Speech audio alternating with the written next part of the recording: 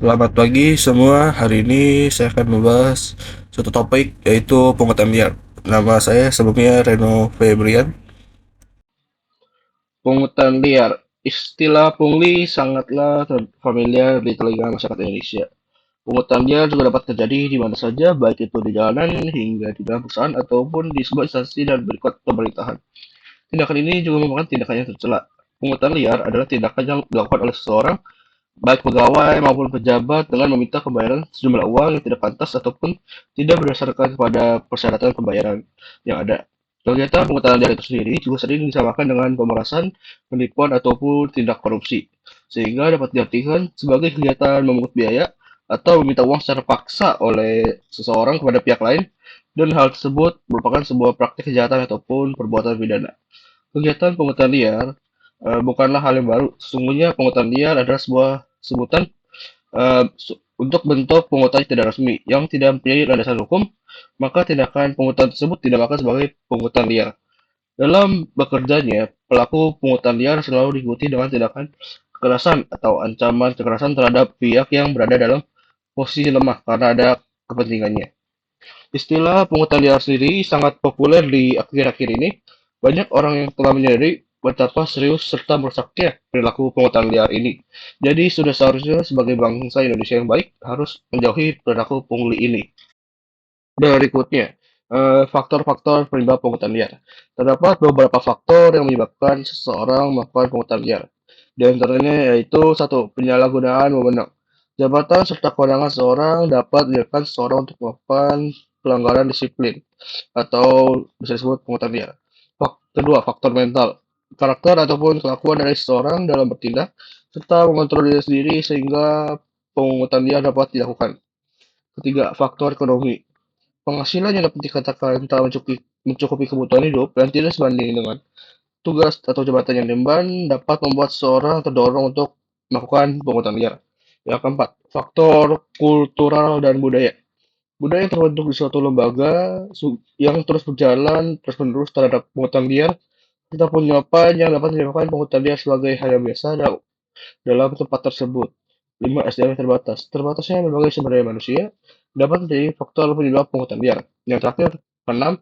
Sistem pengawasan yang lemah. Lemahnya sistem kontrol serta pengawasan oleh atasan dapat meningkatkan perilaku pungutan liar. Berikutnya, tindak pidana untuk kasus pungutan liar. Dalam kasus tindak pidana pungutan liar tidak terdapat secara pasti dalam KUHP. Tetapi meski demikian, pungutan liar juga dapat disamakan dengan perbuatan pidana penipuan, pemerasan, serta korupsi yang diatur dalam KUHP. Berikut penjelasan yang diatur dalam pasal 368 KUHP.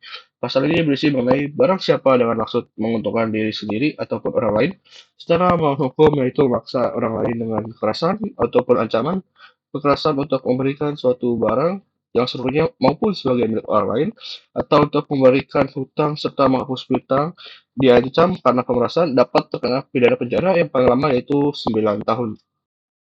Berikutnya ada pasal 418 KUHP.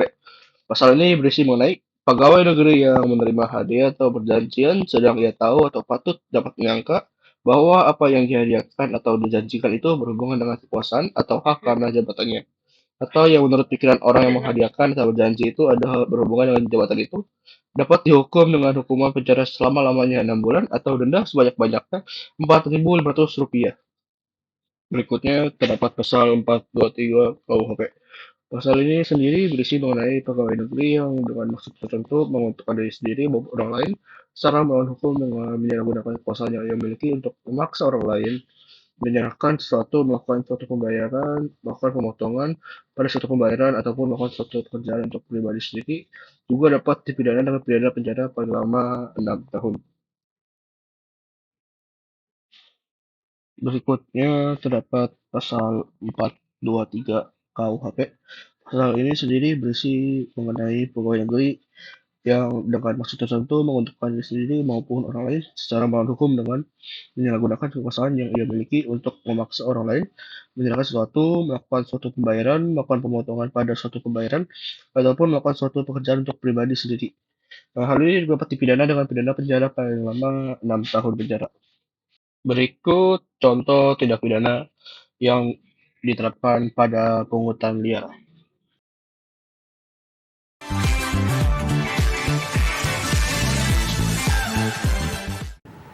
Dua pelaku pungli ditangkap polisi di Jalan Outer Ring Road, Cengkareng, Jakarta Barat. Pelaku adalah juru parkir liar yang biasa beroperasi di daerah itu. Masalahnya apa? Saya kerja, ya kan? Sampai malah 20 ribu apaan? Saya aja kerja dari pagi. Saya juga kerja di sini. Seorang supir truk merekam saat juru parkir liar meminta pungli di Jalan Outer Ring Road, Cengkareng, Jakarta Barat. Kejadian di lampu merah. Pelaku memaksa meminta uang namun supir truk menolak memberikan uang.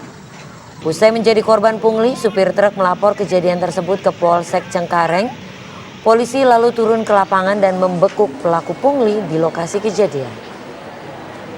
Menurut polisi, kedua pelaku kerap melakukan aksi pungli di wilayah Cengkareng, Jakarta Barat. Pelaku mengincar truk-truk yang berplat nomor di luar Jakarta dan pelaku tidak segan merusak truk jika supir menolak memberikan uang. Selain barang bukti berupa uang hasil pungli, salah satu pelaku juga positif menggunakan narkoba. Enggak. Ayo siap mati, ayo. Mana? Sehari dapat berapa biasanya bang? Itu 150. 150 sehari. Biasanya diincar tuh apa aja? Supir-supir apa bang biasanya diincar? Ya, lintas daerah. Oh, truk-truk lintas daerah. Kalau mobil-mobil pribadi enggak? Enggak. Udah berapa lama bang kayak gitu bang di situ? Udah 4 bulanan lah. Dapat pengaduan dari sopir truk yang mana dia mengadu ke Polsek Cengkareng bahwa telah dilakukan pemalakan. Selanjutnya kami bersama tim Osnal Reskrim Polsek Cengkareng langsung mendatangi TKP dengan dibantu dengan sopir truk. Akhirnya kita menggunakan sopir truk itu dengan kendaraannya untuk ke TKP. Dan setelah sampai di TKP, kami berhasil mengamankan 2 orang yang diduga pelaku pemalakan. Selanjutnya setelah kita amankan, kita bawa ke komando untuk dilakukan pemeriksaan lebih lanjut.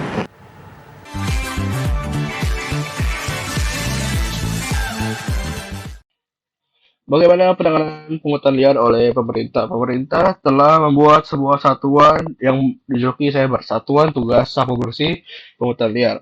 Apa itu Saber dan fungsinya akan dijelaskan pada video berikut. Satuan Tugas Sapu Bersih Pungutan Liar atau Satgas Saber Pungli adalah unit pemberantasan pungutan liar. Mempunyai tugas melaksanakan pemberantasan pungutan liar secara efektif dan efisien dengan mengoptimalkan pemanfaatan personil, satuan kerja, dan sarana prasarana, baik yang berada di kementerian lembaga maupun pemerintah daerah yang dibentuk berdasarkan Peraturan Presiden Republik Indonesia Nomor 87 Tahun 2016 tentang Satuan Tugas Sapu Bersih Pungutan Liar. Dalam melaksanakan tugasnya, menurut Perpres ini, Satgas Saber Pungli menyelenggarakan fungsi intelijen, pencegahan, penindakan, dan justisi. Perpres ini juga menegaskan masyarakat dapat berperan serta dalam pemberantasan pungutan liar, baik secara langsung maupun tidak langsung melalui pemberian informasi, pengaduan, pelaporan, atau bentuk lain sesuai ketentuan peraturan perundang-undangan.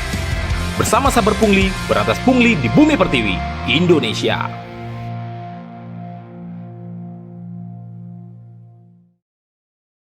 Berikutnya dampak negatif pungutan liar.